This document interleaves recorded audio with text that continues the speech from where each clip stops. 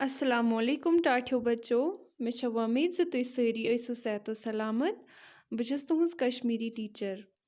टाठियो बच्चो आज छु ते पारुन टर्म फर्स्टुक त्रेम सबक यत जन नाव छ चारवई। यह छु सफ़र नंबर 38 पेठ। चारवई छ वनान जानवरन यम जन अस गरन मज पन्न गरन मज रछान छ त बे छ यम असे फायदे वातनावान।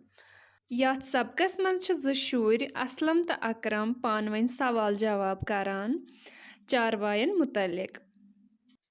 असलम छ अकरमस वनान गुर क्या छु करान।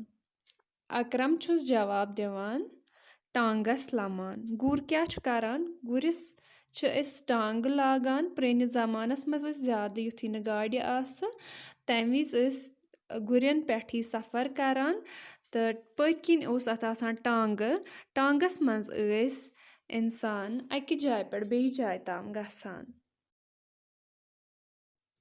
असलम खार क्या छु करान। असलम छ अकरमस वनान खार क्या छु करान। अकरम छुस जवाब दिवान बोर सारान। खार छु बोर सारनस मज अस मदद करान।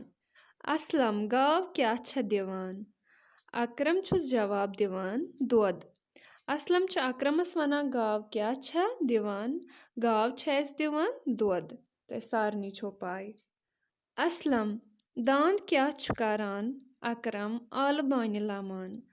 असलम छ वनान अकरमस दांद क्या छु करान। अकरम छुस जवाब दिवान दांद छ आल बानि लमान। आल बानि प्रेनिस जमानस मज अस न ट्रैक्टर्स आसान किहिन न।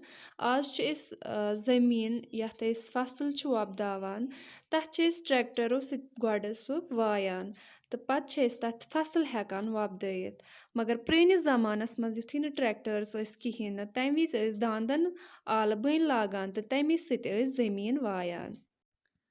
खार छु सारान बोर। खार क्या छु करान बोर सारान।